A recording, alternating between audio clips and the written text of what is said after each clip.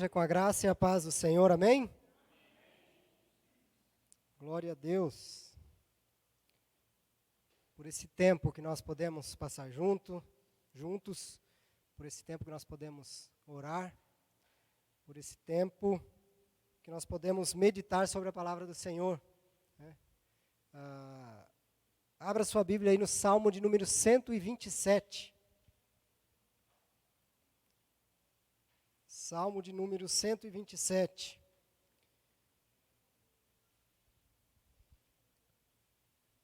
As misericórdias do Senhor, elas se renovam a cada manhã. São a causa de não sermos consumidos. Eu fiquei meio preocupado quando o pastor me passou a escala, que eu estava para quarta-feira, né? Falei, bom, alguém já falou no domingo, na segunda, na terça, quarta-feira não vai ter muito o que eu falar, não. Eu vou ter que... Mas, graças a Deus, quando eu comecei a buscar a palavra e meditar e pensar em algo que a gente poderia compartilhar da palavra de Deus, a palavra de Deus é rica, ela é infinita, ela é maravilhosa e sempre tem e sempre haverá algo novo da parte de Deus, porque Ele se renova conosco a cada manhã. E Deus tem colocado algo no nosso coração e nós vamos poder meditar na Sua palavra a respeito de família e debaixo da dependência dEle, nós certamente poderemos aprender algo mais sobre família nessa noite.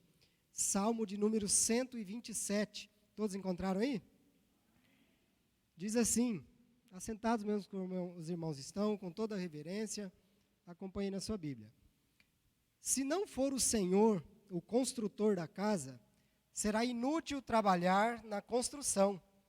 Se não é o Senhor que vigia a cidade, será inútil a sentinela montar guarda. Será inútil levantar cedo e dormir tarde, trabalhar arduamente por alimento. O Senhor concede o sono àqueles a quem ama. Os filhos são herança do Senhor, uma recompensa que Ele dá. Como flechas nas mãos do guerreiro, são os filhos nascidos na juventude. Como é feliz o homem cuja aljava está cheia deles. Não será humilhado quando enfrentar seus inimigos no tribunal. Amém? Nós estamos diante de duas instituições divinas, né? Nós aqui nessa semana de oração, nesse mês da família, alguns com a família completa, outros representam sua família, né? E como igreja, né? Então tem a instituição família, criada por Deus, instituição igreja, criada por Deus. E como instituições criadas por Deus, elas sofrem ataques do inimigo, né? O inimigo das nossas almas não está satisfeito com a instituição família, com a instituição igreja. E volta e meia nós sofremos ataques, afrontas, ciladas do inimigo, na intenção de destruir essas instituições. E aí eu perguntaria a vocês, família perfeita, ela existe? Será? A sua família é perfeita? Comercial de mercado. Essas aí são perfeitas, né? Nós vamos ver aí ao longo desse estudo se nós podemos chegar a essa conclusão. Se é só na propaganda de margarina, se de repente a sua família é perfeita. Se você acha que a sua família é perfeita, de repente você vai poder rever esse conceito. Mas, olhando à luz da palavra, nós vamos poder chegar a essa conclusão. Pensando em família, alguém poderia compartilhar com a gente assim, um momento que mais gosta de passar com a família? Assim, dos meus momentos preferidos é o momento das refeições, principalmente o almoço, que é o tempo que a gente passa ali junto. No almoço a gente pode conversar, pode compartilhar, trocar ideia. Quem poderia compartilhar conosco? Um momento que você gosta de estar com a família?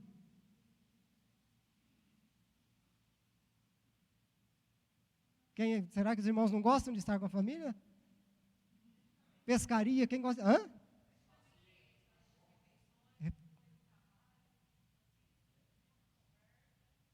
Esse momento de estar juntos, né? É muito agradável Fazer uma pescaria, quem gosta de pescaria? Quem vai pescar em família? Vai pescar com a família? Vai. E é um momento agradável, né? Tem família aí que gosta de pedalar junto, não tem? Deve ser um momento muito agradável, né? Às vezes eu consigo ir com a família, dar uma pedalada. É muito bom também, sair fazer uma atividade fora da rotina. Apesar desses momentos agradáveis, né, de passarmos momentos bons, às vezes tem algumas situações que não são tão agradáveis e que a gente pode concluir que a família não é tão perfeita assim, né? Não é tão família de propaganda de margarina assim. Mas nós precisamos ter esses momentos, valorizar esses momentos que são agradáveis, que são interessantes, né? Às vezes quando a família já não está mais ali completa, os filhos já estão compondo outra família, mas voltam para a casa dos pais, às vezes já traz um neto, né, irmão Valmir? E nós precisamos valorizar esses momentos, nós precisamos criar situações para que esses momentos aconteçam na nossa família. Às vezes, se tem criança, criar ali uma brincadeira, trazer um joguinho para brincar junto e criar essas interações. Mas, se você vê que sua família não é perfeita, apesar de ter coisas agradáveis, bem-vindo às famílias, né? Famílias imperfeitas, naturalmente. Além desse conceito de família perfeita ou imperfeita, nós podemos associar mais um conceito às famílias, que é o conceito de famílias funcionais, né? Por mais que nós sejamos famílias imperfeitas, né, mas nós podemos ser famílias funcionais, né? Uma família que funciona, né? Uma família que está junto, que come junto, que faz atividades junto, que compartilha dos sentimentos um com o outro, das experiências, né? Que caminha junto, que vem para a igreja junto, né? Que faz suas atividades juntos. Cada um tem o seu papel na família, cada um ocupa a sua função na família, o pai, a mãe, os filhos, na função de respeito, de obediência. Apesar de imperfeito, nós devemos ser uma família funcional.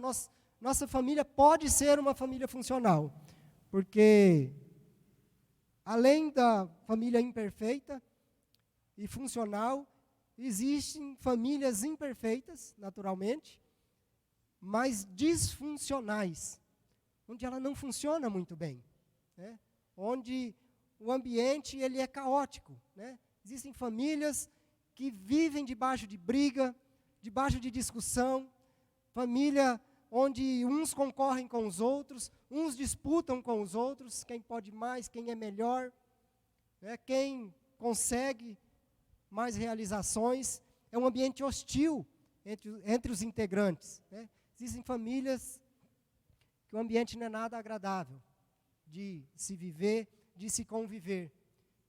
Apesar da imperfeição das famílias, das nossas famílias, nós devemos buscar, pelo menos, uma família funcional, um ambiente agradável, um ambiente gostoso de se viver. Quando nós vamos para a Bíblia e olhamos para a história de algumas pessoas, de algumas famílias, nós vamos ver algumas famílias que passaram por situações disfuncionais, né? A própria irmã Deusa trouxe ontem aqui uma história de uma família que passou por um perrengue terrível. Eu não vou entrar no detalhe, quem veio ontem sabe da história. Quem não veio, vai lá no YouTube da igreja que o pastor já compartilhou lá, né? Então você vai conhecer a história de uma família que passou um perrengue, passou por uma grande dificuldade. Assista lá e você vai conhecer a história dessa família. Quando nós olhamos para a primeira família que Deus instituiu, né, quando Deus institui a família, o próprio Deus, né? Adão, quando estava sozinho, a Bíblia não diz que ele orou a Deus ou que ele buscou a Deus que lhe desse uma família, que lhe desse uma esposa. Foi o próprio Deus quem providenciou para Adão, a sua esposa, e deu ordem a eles que se multiplicassem e enchessem a terra. Por isso a família é instituída por Deus. Mas, quando a gente acompanha a história da família de Adão e Eva, a gente vai ver que eles viveram uma tragédia no meio da família deles, né? Caim e Abel, num momento ali de ciúme, de inveja, um irmão mata o outro, né? Imagine a tragédia que é para a família, para os pais, ter que conviver com isso no meio da família.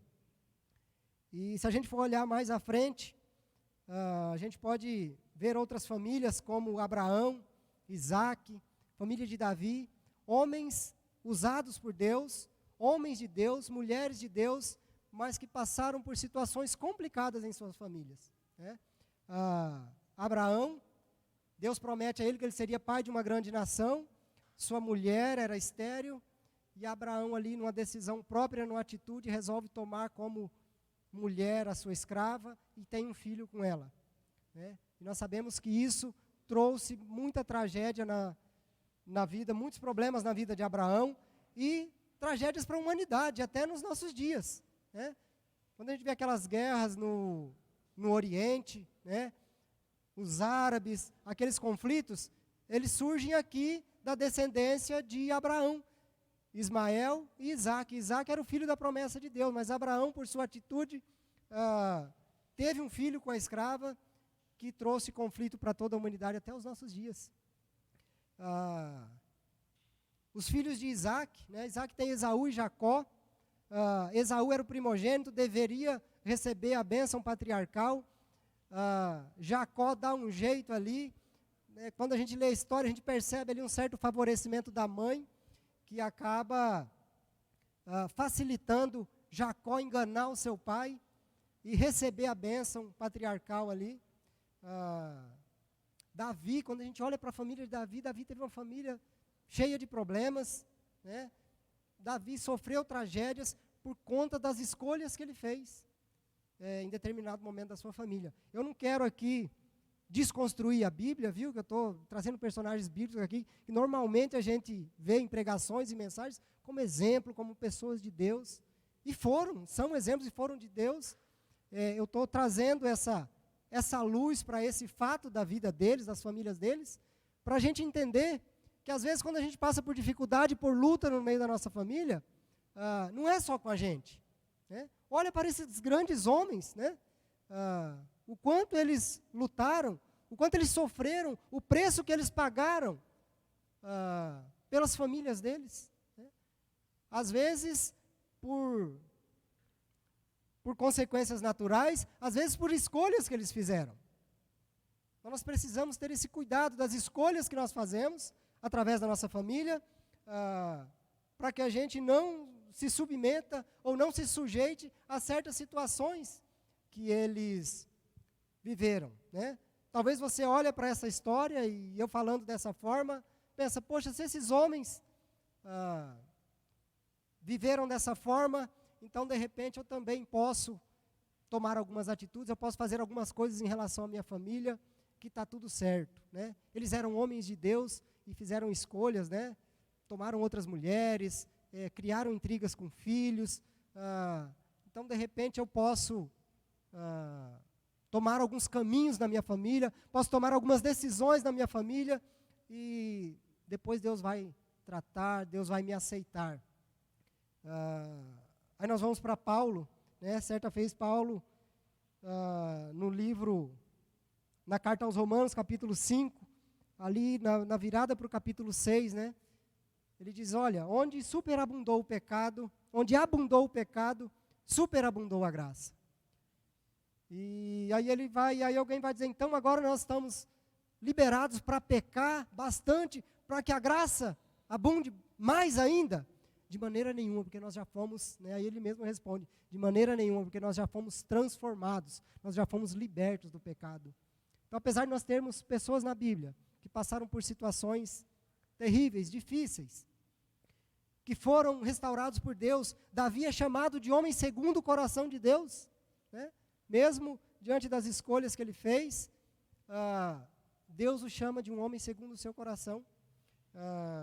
Mas nós não precisamos fazer escolhas erradas, nós não precisamos trilhar por caminhos errados para que Deus nos resgate ou nos restaure. Talvez a sua família esteja tudo bem hoje, talvez você viva numa família funcional, mas talvez você traz uma experiência de uma família disfuncional, né? Talvez você cresceu numa família disfuncional. Talvez você traz essa lembrança, você traz essa memória. Talvez você traga traumas desse tempo, né? Talvez algumas coisas te incomodam, alguns fantasmas assombram os teus pensamentos. Mas se você está aqui nessa noite, dê glória a Deus, porque você está no melhor ambiente para superar isso, para ser tratado disso, para ser orientado a como conduzir a sua família, para que esses traumas, para que essas situações não se repitam, para que a sua família, para que a sua descendência, para que a família que você constitui tenha uma experiência diferente, tenha uma experiência funcional, tenha uma experiência próximo de Deus, tenha uma experiência de restauração, tenha uma experiência de transformação do que Deus pode fazer na vida das pessoas. E aquilo que ficou para trás, coloque nos pés do Senhor, coloque nas mãos do Senhor, e Ele vai tratar, vai trazer transformação na sua vida. Que o direcionamento da sua família seja diferente, se porventura você cresceu numa família disfuncional, cresceu num ambiente que não foi agradável. Quando nós voltamos para o Salmo 127, ou quando nós entramos de fato, né, nós vemos lá no primeiro versículo, é um Salmo de Salomão, quando ele diz que se o Senhor não for o construtor da casa, né, se não for o Senhor o construtor da casa, será inútil trabalhar na construção. Nós temos aqui um direcionamento, nós temos uma verdade, onde nós precisamos nos esforçar, precisamos nos dedicar, precisamos estar envolvido com o sucesso da nossa família, com a edificação da nossa família no Senhor. Nós não devemos estar apenas comprometidos, né? Nós precisamos estar envolvidos. Tem uma diferença aí entre essas duas palavras.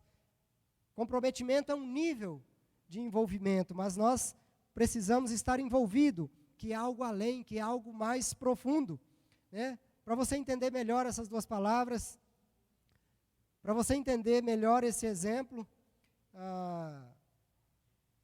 geralmente no café da manhã, quem come sanduíche aí de presunto e queijo, ou no lanche da tarde, o povo aqui come muito pão de queijo, né? Mas você já comeu sanduíche de presunto e queijo, né? O estar envolvido e estar comprometido. Quando você faz um sanduíche, você põe o queijo lá, a vaquinha, ela está envolvida com o seu lanche, porque ela deu leite, fez o queijo, a hora que você está lanchando, ela está lá no pasto, provavelmente pastando, pegando uma sombra, né? No pão de queijo também. Só que no pão de queijo não tem ninguém comprometido. E no sanduíche, não. A vaquinha está comprometida, mas não tem ninguém envolvido, né? Porque no sanduíche, quando o presunto está ali, o porco está envolvido no seu lanche. Ele não está só comprometido, né? A vaca, ela deu leite e foi embora. Agora o porco é ele mesmo que está ali, né? Alguém sacrificou ele, pegou dele, transformou no presunto, e ele está presente, é o corpo dele que está ali. E na família nós precisamos estar envolvidos. Não podemos estar somente comprometidos, mas nós precisamos ir além do compromisso, entrar no nível do envolvimento, né? Assim como o presunto do seu lanche. Você precisa estar envolvido na sua família. Isso exige dedicação, isso exige esforço, né? Isso exige ir mais além do que às vezes eu gostaria, do que eu acho que eu poderia. Exige ir mais além do que às vezes é agradável para mim. Às vezes eu preciso abrir mão de algumas coisas que eu não gostaria, em favor da família. Isso é o envolvimento, né? Alguém aí já ouviu assim: quero ver o dia que eu for embora, o que vocês vão fazer, né? Dizem que geralmente as mães falam isso, né? Não sei porque elas sorriram mais, as mulheres sorriram mais quando eu falei essa frase. Talvez você já tenha escutado por aí, né? Quero ver quando um dia eu vou sumir dessa casa, né? O envolvimento, ele supera essa frase. Porque realmente, às vezes dá vontade de sumir. Mas quando a gente está envolvido, a gente paga esse preço, supera essa vontade de sumir e vive um dia a mais e dá um passo a mais, né? Às vezes é preciso deixar de lado um hobby, um prazer, uma satisfação, né, para se dedicar à esposa, né? Às vezes a gente quer fazer um lazer, quer passar um tempo a mais no celular, mas às vezes a gente precisa abrir mão disso, para estar mais perto dos filhos. Isso é envolvimento, é estar ali de corpo presente. Não é só passar para marcar presença, né? Como alguns dizem, bater o cartão, cumprir a obrigação, mas é ir além, é se dedicar um pouco mais do que às vezes a gente gostaria, mas fazer a diferença, às vezes na vida da esposa, na vida do esposo, fazer a diferença na vida do filho, às vezes com algo que talvez a gente não valorize muito, não faça muita diferença para nós, mas existem muitas coisas que fazem diferença na vida do outro, que vai marcar a vida do outro, que vai trazer o outro para perto de você, vai trazer a esposa para perto, vai trazer o marido para perto, vai trazer os filhos para perto, mesmo que às vezes tenha que ser pago um preço. Nós precisamos desse envolvimento com a família. Os versos 3 e 4 do Salmo 127, Salomão vai falar dos filhos. Vai dizer que os filhos de quem teme ao Senhor, ou dos filhos que são presentes do Senhor para a família, eles são como flecha na mão de um guerreiro, né? Não é do nosso irmão guerreiro ali não sei se ele é bom de mira, eu sei que ele é bom de pedal, mas o guerreiro ele treina para atirar a flecha. Nesse contexto aqui da era dos Salmos, né, o guerreiro era aquele que, enquanto estava fora da guerra, ele estava treinando a melhor pontaria, e assim é os filhos na mão do homem de Deus, do servo de Deus, daquele que busca a edificação do seu lar no Senhor. É como flecha que acerta o alvo, assim é o filho daqueles que temem ao Senhor. É o filho que acerta o alvo, que vai em direção certa, que caminha na direção certa, que permanece nos caminhos do Senhor, que Ele tenha misericórdia de nós, que nós possamos temer ao Senhor e buscar a edificação do Senhor, e que essa bênção alcance os nossos filhos, que eles atinjam o alvo, o objetivo correto, a direção correta na vida deles, através da edificação do Senhor na nossa família.